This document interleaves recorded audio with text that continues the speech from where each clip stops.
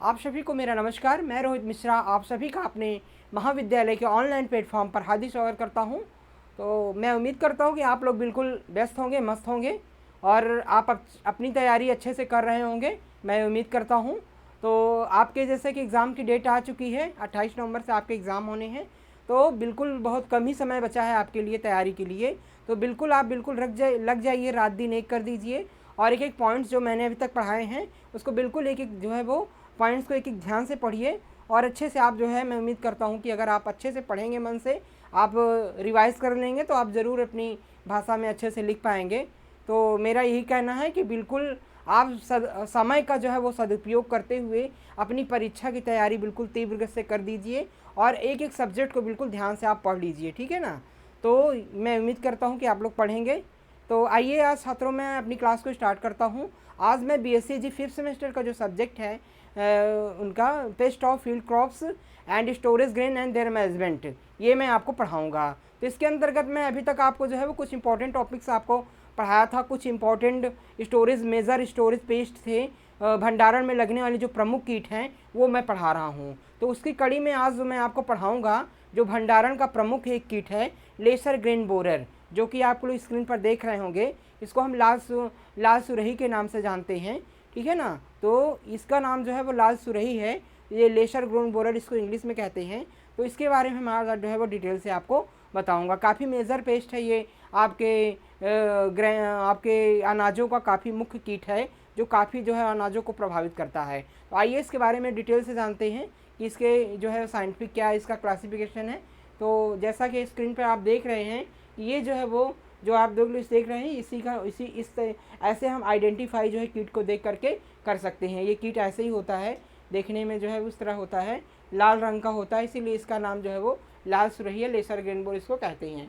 इस तरीके से जो है वो दिखाई पड़ता है। इसके पंख जो है चमकीले होते हैं, प्रकाश पड़ने पर इसके पंख जो है वो चमकीले दिखाई देते हैं और गेहूँ के अनाज को इस प्रकार से जो है वो डैमेज करता है खा करके। तो आइए इसके बारे में हम थोड़ा जानते हैं। तो इसका जो साइंटिफिक क्लासिफिकेशन है, इसका जो नाम होता है वो लेसर ग्रेन बोरर है और हिंदी में इसको लाल सुरही कहते हैं, ठीक है ना। इसके अन्य जो नाम हैं वो जैसे थूथन विहीन सूड़ी है, ठीक है ना। इसको क्या कहते हैं अन्य नाम में? थूथन विहीन सूड़ी, ठीक है। गांव में लोकल नेम अलग अलग भी है। इसके बाद जो है इसका जो वैज्ञानिक नाम है वो राइजोपरथा डोमिनिका है। क्या है? राइजोपरथा डोमिनिका। और इसका जो ऑर्डर है वो होता है कोलियोप्टेरा। इसका ऑर्डर क्या होता है? कोलियोप्टेरा ऑर्डर होता है। और इसकी फैमिली जो है होती है वो बर्स्टजेई होती है। फैमिली क्या होती है? बर्स्टजेई होती है। और इसका पोषक अन्न जो होता है गेहूं, चावल, मक्का, ज्वार, चना, आटा आदि होता है, ठीक है ना। इसका जो पोषक अन्न होता है गेहूं, चावल, मक्का, ज्वार, चना, आटा आदि होता है। तो इस प्रकार से इसका क्लासिफिकेशन होता है, ठीक है ना। इसके अन्य नाम हैं थूथन बी सूड़ी। इसका वैज्ञानिक नाम जो होता है वो राइजोपरथा डोमिनिका होता है और जो इसका ऑर्डर है वो कोलियोप्टेरा है। फैमिली इसकी बोस्टजी है और इसके पोषक अन्न है गेहूं, चावल, मक्का, ज्वार, चना, आटा आदि होती हैं, ठीक है। इसके बाद डिस्ट्रीब्यूशन की बात आती है। तो ये कीट अधिक शीत वाले देशों को छोड़ करके मुख्यतः Bharat, Pakistan, America, Argentina, Australia और दक्षिणी अमेरिका में जो है वो पाया जाता है, ठीक है ना। तो ये इंडिया में भारत के लगभग जो सेमी ह्यूमिड रीजन्स हैं जहाँ पर शीत और गर्मी दोनों पड़ती है, वहाँ पर जो है वो सारे राज्यों में जो है वो पाया जाता है। इसके अलावा जो अन्य देश हैं जैसे जो है वो शीत वाले, जैसे भारत, पाकिस्तान, अमेरिका, अर्जेंटीना और अमेरिका में जो है वो दक्षिणी अमेरिका में भी जो है वो मुख्यतः ये पाया जाता है। इसके अलावा भारत के लगभग सभी राज्यों में, सभी स्थानों का यह मुख्य कीट जो है सभी स्थानों पे जो है वो पाया जाता है, ठीक है ना। इसके बारे में और डिटेल से जानेंगे कि इसका क्षति महत्व क्या होता है, यानी इसका नेचर ऑफ डैमेज क्या है, ठीक है। इसका जो है वो नेचर ऑफ डैमेज, इसका नेचर ऑफ डैमेज क्या है? इस कीट की सूड़ी सबसे ज़्यादा क्या है कि इस सूड़ की जो है वो जो गर्भ अवस्था होती है वो जो है वो और एडल्ट स्टेज, यानी इसकी गर्भ एंड एडल्ट स्टेज दोनों जो है वो अनाज को डैमेज करती हैं। लेकिन जो एडल्ट होते हैं वो सबसे ज़्यादा प्रभावी होते हैं। सबसे ज़्यादा कौन प्रभावित करता है? एडल्ट। वैसे तो ग्रेप्स और एडल्ट दोनों प्रभावित करते हैं फसल को, लेकिन जो सबसे ज़्यादा एडल्ट जो प्रौढ़ होते हैं वो जो है वो अनाज को ज़्यादा डैमेज करते हैं। और जो इनके पहले क्या होता है कि इनकी जो है वो सूढ़ियाँ जो है वो गर्भ स्टेज से ये अंदर अंदर जो है वो दाने के छेद करके प्रवेश कर जाते हैं और अंदर अंदर दानों को पूरा खोखला कर देते हैं, ठीक है। और केवल दानों की जो है वो कवर ऊपरी जो खोल होती है जिसको हम भूसी कहते हैं वो बचती है और ये पूरी तरह से जो है वो अनाजों को खोखला कर देते हैं और आटे में जो है वो कन्वर्ट कर देते हैं। और इनके जो है वो ये जो भ्रूण होता है दाने के अंदर का जो एम्ब्रियो होता है उसको भी खा करके नष्ट कर देते हैं, जिससे क्या होता है वो दाना बिल्कुल बोने योग्य नहीं रह जाता है। दाना जो है वो बोने योग्य एवं खाने योग्य दोनों जो है वो योग्य जो है वो नहीं रह जाता है। इस प्रकार से ये जो है वो ज़्यादातर फसल को डैमेज जो है वो करते हैं, ठीक है। आइए इसके बारे में डिटेल से हम जानते हैं।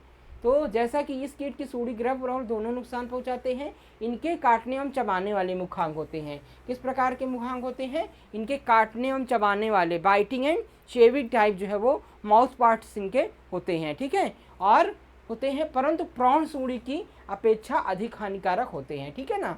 प्रौढ़ जो है वो जो इनके एडल्ट होते हैं वो जो है वो सूढ़ी की अपेक्षा अधिक हानिकारक होते हैं। क्यों होते हैं? क्योंकि सूढ़ी क्या होती है, सूढ़ी जो होती है यानी ग्रफ जो होती हैं वो जो है वो दाने को खाती हैं और दाने को जो है वो खाने के पश्चात जो है वो उनका शरीर जो है वो थोड़ा टेढ़ा मेढ़ा हो जाता है। मतलब जब खाने से बड़ी हो जाती हैं तो फिर थोड़ा सा टेढ़ी मेढ़ी हो जाती हैं। टेढ़ी मेढ़ी होने के कारण वो दानों के छिद्र में प्रवेश नहीं कर पाती हैं और जो एडल्ट्स के द्वारा दाने काटे होते हैं उसी को खा करके अपना जीवन यापन जो है वो करती हैं। इस प्रकार से जो है वो जो एडल्ट होते हैं वो ज़्यादा हानि को जो है वो क्रॉप को या दाने को पहुंचाते हैं, ठीक है।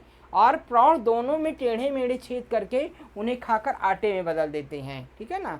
तो प्रौढ़ जो होते हैं वो जो है दाने को पूरी तरह से टेढ़े मेढ़े छिद्र करते हैं और उसको आटे में बिल्कुल परिवर्तित करते हैं यानी तोड़ देते हैं और जिससे केवल भूसी और आटा शेष जो है वो बचता है। जिससे दाने में देखेंगे केवल मात्र उसका जो ऊपरी चोल होता है इसको हम भूसी कहते हैं वो बचता है और ये बचता है, बाकी पूरा दाना जो है एकदम डैमेज कर देते हैं, खाते हैं और नुकसान अधिक पहुंचाते हैं, ठीक है ना।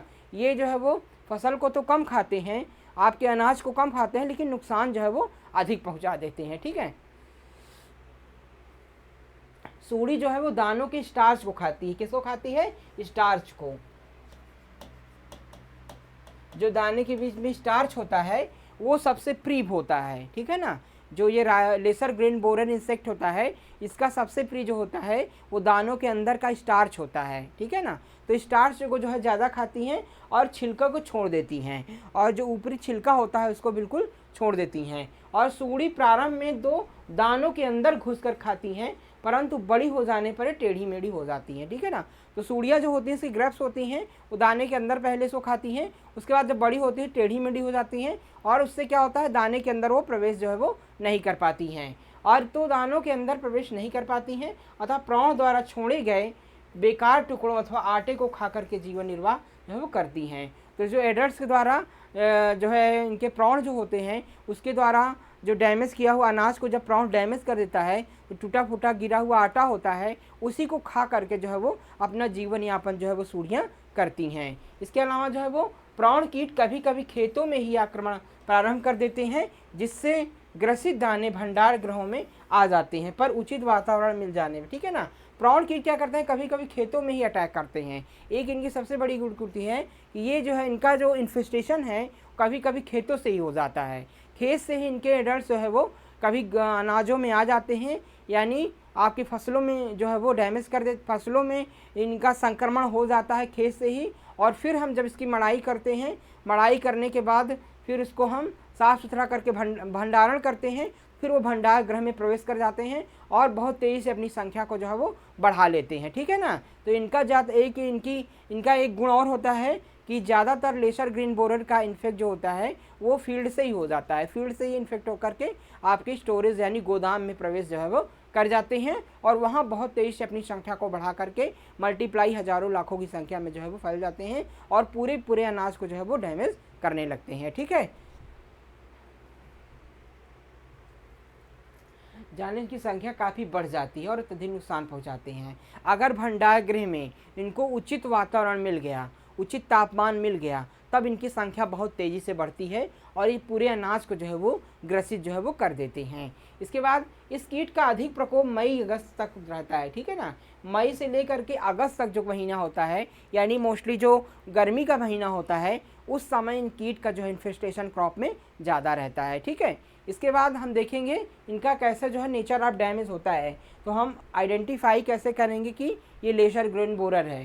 तो इस प्रकार से हम देखेंगे, इमेज फर्स्ट में आप देखिए, इस प्रकार से ये जो है वो अनाज को डैमेज करते हैं। अनाज में इस प्रकार से छिद्र करते हैं और धीरे धीरे अनाज की जो एम्ब्रियो होता है उसको पूरा खोखला कर देते हैं और केवल जो ऊपरी भाग होता है अनाज का, जिसको हम जो है वो बीज चोल कहते हैं, जो ऊपर कवर होता है सीड का, ये केवल बचता है और बाकी पूरा अनाज जो है वो खा करके खोखला कर देते हैं और भूसी में कन्वर्ट कर देते हैं, आटे में कन्वर्ट करते हैं। और ये जो है वो खाते कम हैं लेकिन क्रॉप को, अनाज को डैमेज जो है वो ज़्यादा करते हैं। यानी खाते कम हैं लेकिन अनाज को पूरी तरह से खोखला कर देते हैं और केवल भूसी बचती है और वो आटा जो है केवल बचता है, बाकी पूरा दाना एकदम डैमेज हो जाता है। तो इस प्रकार से जो है वो देखा गया है। और एक चीज़ है, कभी कभी अगर दाने में मॉइस्चर ज़्यादा है, मान लीजिए नमी की मात्रा अगर दाने में ज़्यादा है, तो दाने में कई प्रकार के फंगस का भी इन्फेस्टेशन हो जाता है। कई प्रकार के फंगस जो है इन्फेस्टेशन होता है, जिससे दाना जो है वो दाने से अजीब तरह से दाना जो है वो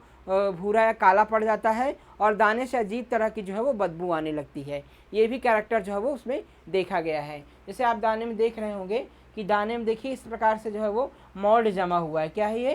फंगस का जो है वो मोल्ड जमा हुआ है। तो इसमें जो है फंगल इन्फेक्शन जो है वो हो जाता है और दाना बिल्कुल ग्रसित बिल्कुल ख़राब हो जाता है। उसे मनुष्य तो छोड़ दीजिए, यानी जो है वो ह्यूमन बींग्स नहीं खाते हैं, साथ साथ पशु भी उसको खाना पसंद जो है वो नहीं करते हैं। इसके अलावा जो है वो दूसरी इमेज में आप देख रहे होंगे कि इस प्रकार से ये दाने को जो है वो डैमेज कर देते हैं, ठीक है ना।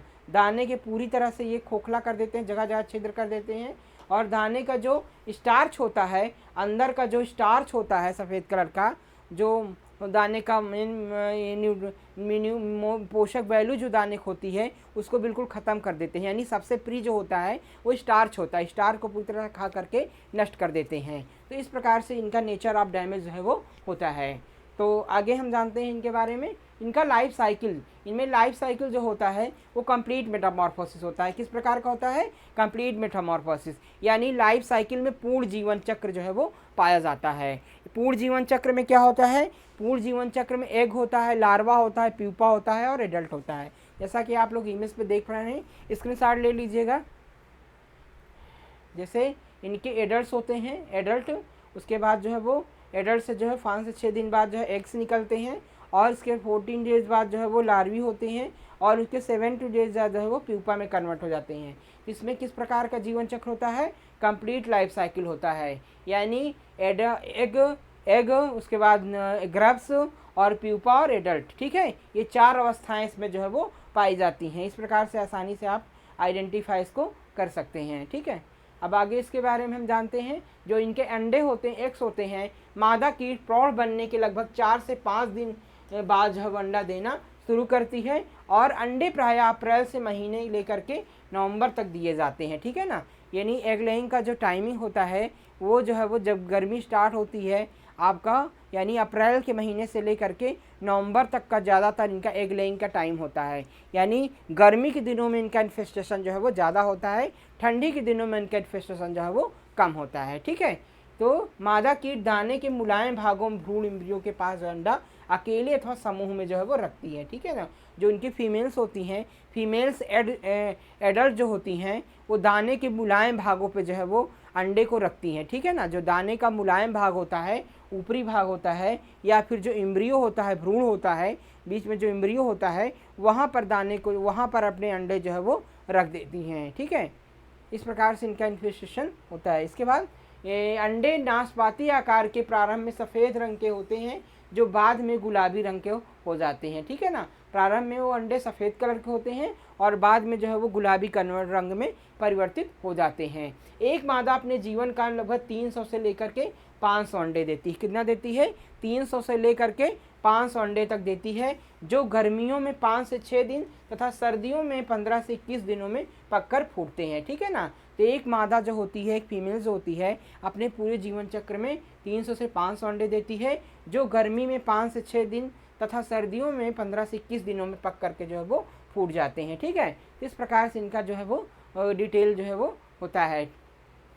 स्क्रीनशॉट ले लीजिए आप लोग।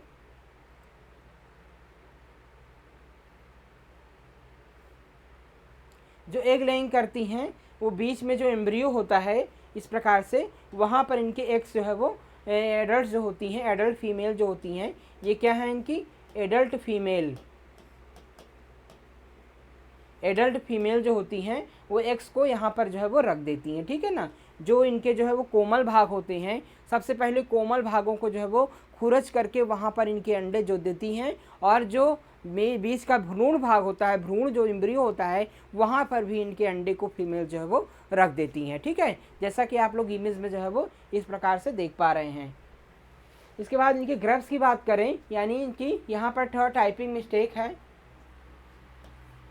GRUB, ग्रब्स की बात करें तो ग्रब्स जो है इनके जो लार्वी अवस्था होती है उसको हम ग्रब के नाम से जानते हैं। तो अंडे फूटने के पश्चात उनसे सफ़ेद रंग के ग्रब निकलते हैं जो तेजी से इधर उधर चलते हुए दानों के अंदर प्रवेश कर जाते हैं। बीज में प्रवेश करने के पश्चात इसका भाग मोटा हो जाता है तथा शरीर कुछ मुड़ जाता है जो कि सी की आकृति में लेता है। इस बार दाने के अंदर प्रवेश करने के बाद फिर यह बाहर नहीं निकल पाते हैं। ठीक है ना, तमाम चीज़ें होती हैं कि ये जो है वो इनके जो ग्रब्स होते हैं, वो ग्रब्स जो है वो जब सबसे पहले दानों को खुरचते हैं और उसके दाने के अंदर जो है वो प्रवेश कर जाते हैं, और प्रवेश करने के बाद जो है वो सी के आकार में जो है वो इस प्रकार से, ठीक है ना, इस प्रकार सी के आकार में जो है वो दाने के अंदर मुड़ जाते हैं, जिससे दानों से बाहर जो है वो नहीं निकल पाते हैं, और उसी के अंदर जो है वो ये दाने को जो है वो खाते हैं या फिर जो है वो उसी में फंसे रहते हैं, और फिर ये जो है उसी में प्यूपा में फिर एडल्ट में ये कन्वर्ट हो जाते हैं।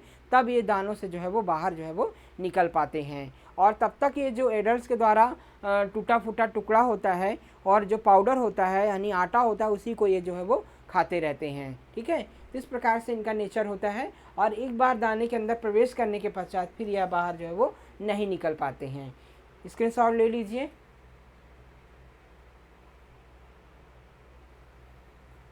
और यह 4-5 बार त्वचा निर्मोचन के करने के पश्चात पूर्ण विकसित हो जाते हैं, और यह समय लगभग 2 mm लंबा होता है। ठीक है ना, इनका जो है वो शरीर जो होता है वो 2 mm की लंबाई जो है होती है। ठीक है ना, तो इनका जो त्वचा निर्मोचन होता है 4 से 5 बार जो है वो ये त्वचा को मोल्टिंग क्रिया करते हैं, और उसके बाद पूर्ण विकसित हो जाते हैं। इसका रंग जो है होता है वो गंदा और तथा सिर भूरे रंग का जो है वो सफेद कोलचेरे बाल जो है होते हैं। ठीक है, और ग्रब जो होते हैं, ग्रब्स का जो है वो जीवन काल कितने दिन का होता है, 40 से 50 दिनों का होता है। जो ग्रब्स होते हैं उनका पूरा लाइफ साइकिल होता है 40 से 50 दिनों का होता है, और उसके पश्चात जो है ये प्यूपा में कन्वर्ट जो है वो हो जाते हैं। अगली स्टेज इनकी होती है प्यूपा स्टेज। ठीक है, तो इनका जो क्रीमकोश होते हैं इसको हम क्या कहते हैं, प्यूपा।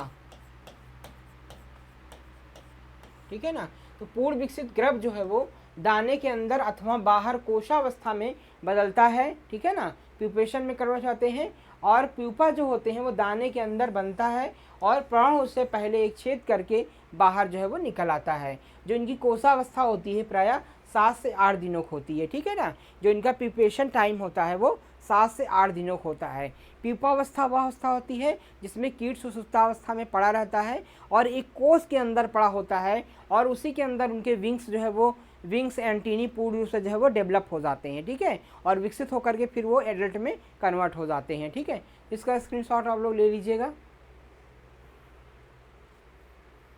इनके जो एडल्ट होते हैं, एडल्ट जो है वो प्राण छोटे जो होते हैं, बेलनाकार, गहरे बादामी अथवा काले रंग का खुरदुरे शरीर वाला होता है। इसकी लंबाई लगभग 3 से 4 mm की होती है, और सिर वक्ष के नीचे झुका हुआ तथा उधर लगभग गोल होता है। ठीक है, और इसकी एंटीनी 80 खंडी होती है। ठीक है ना, 80 सेगमेंटेड में डिपेंडेंट होती है। ठीक है, तो इनका जो प्रौढ़ होते हैं वो बेलनाकार होते हैं, उनका रंग जो है बादामी रंग का होता है, और इसकी लंबाई 3 से 4 mm की होती है। और एक चीज़ होता है, इनकी जो एंटीनी होती है वो कई सेगमेंट में जो है डिवाइड होती है, लगभग 80 सेगमेंट जो है उसमें होते हैं, और जिसमें ऊपर के तीनों खंडों में जारी जैसे प्रवर्धन होते हैं। ठीक है ना, तो अलग अलग उसमें प्रोपोगेशन होते हैं। जो एंटीनी होती है उससे कई प्रकार के जो है वो इनके जो सेंसरी ऑर्गन्स में आता है, और एंटीनी से ये जैसे स्मेल का सुगंध का ज्ञान लेते हैं, स्वाद का ज्ञान लेते हैं। ठीक है ना, और जो है वो कई प्रकार के जो है वो सेंसरी ऑर्गन्स का काम जो है वो एंटीना इनकी करती है। तो इसका स्क्रीनशॉट ले लीजिएगा। इनके मुखांश होते हैं, मैंडिबल्स बहुत मजबूत होते हैं, ठीक है। इनके जो मैंडिबल्स होते हैं यानी लोअर लिप्स होते हैं वो काफ़ी मजबूत होते हैं और जो कि आगे की ओर जो है वो निकले रहते हैं। और प्रौढ़ कीट निकलने के बाद मैथुन करते हैं, मादा 4 से 5 दिन बाद जो है वो अंडे देना प्रारंभ कर देती है, ठीक है ना। इनके मैंडिबल्स काफ़ी मजबूत होते हैं और फीमेल्स जो है वो 4 से 5 दिनों के बाद एग लेइंग करना जो है वो शुरू कर देती है और दिसंबर तथा जनवरी के महीने में निष्क्रिय रहते हैं, ठीक है ना। तो दिसंबर और जनवरी के महीने में ये जो है वो जब तापमान काफ़ी अधिक हो तापमान जब काफ़ी कम होता है तो सुसुप्तावस्था में पड़े होते हैं, निष्क्रिय अवस्था में पड़े होते हैं। उस अवस्था में कोई क्रियाकलाप इनके अंदर नहीं होती है। इसका पूर्ण जीवन चक्र जो है वो लगभग 56 से 84 दिनों में पूरा हो जाता है तथा वर्ष में जो है वो 5 से 7 पीढ़ियाँ जो है वो पाई जाती हैं, ठीक है ना। इनका जो टोटल लाइफ साइकिल होता है वो 56 से 84 दिनों में पूर्ण हो जाता है तथा वर्ष में लगभग 5 से 6-7 जनरेशन जो है वो पाई जाती है, यानी एक वर्ष में 5 से 7 जनरेशन जो है वो पाई जाती हैं। तो इस प्रकार से स्क्रीनशॉट ले लीजिएगा। इनका जो नियंत्रण होता है वो अन्य भंडारित कीटों की तरह होता है, ठीक है ना। तो नियंत्रण के लिए एक मैं अलग से क्लास बनाऊंगा। जितने भी लास्ट में जितने भी इंसेक्ट आप पढ़ेंगे स्टोरेज पेस्ट, उनका नियंत्रण उसी के अंदर आप जो है वो पढ़ लेंगे। और कुछ इनके तो उसमें आप जो है वो सारे का कॉमन जो है वो कंट्रोल होता है, तो इसलिए एक क्लास में मैं उसको आपको बता दूंगा। तो आप लोग अच्छे से इसका नियंत्रण जो है वो पढ़ लीजिएगा। तो फिर आप सबके जितने भी पेस्ट हैं सब में नियंत्रण एक ही समान होता है, इसलिए एक क्लास में बता दूंगा जिससे आपको आसानी से समझ में आ जाएगा। इसके कुछ नेचुरल इनमीज होते हैं, प्राकृतिक शत्रु होते हैं, जैसे लैरिफोफेगस डिंगुलेटस फॉस्ट होता है या ग्रब परोजीव होता है, ठीक है ना। ये जो है वो ग्रब पैरासाइट होता है लैरिफोफेगस डिस्टिंग्विशड फॉस्ट। ये आपका जो है वो लार्वल पैरासाइट होता है। क्या होता है? Larval parasite.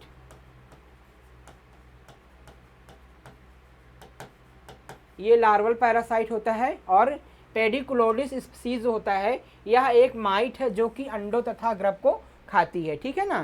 तो ये एक माइट्स होती है जो अंडे तथा ग्रब को जो है वो खाना प्रारंभ करती है, ठीक है। तो इस प्रकार से जो है वो इसका प्राकृतिक शत्रुओं के द्वारा भी कंट्रोल किया जा सकता है। और भी कई प्रकार के जो है वो मैनेजमेंट डिजीज़ हैं जो एक क्लास में मैं आपको बना के समझा दूंगा, इससे आपको समझ में आसानी से आ जाएगा। तो ये काफ़ी इंपॉर्टेंट पेज था जो अक्सर एग्ज़ाम में आपसे पूछा जाता है। तो आज की क्लास में बिल्कुल आप इसको ध्यान से पढ़ेंगे। आज की क्लास में बस नहीं, नए कल की क्लास में मैं आपसे फिर नए टॉपिक के साथ आपसे फिर मिलूँगा। आप सभी का बहुत बहुत धन्यवाद।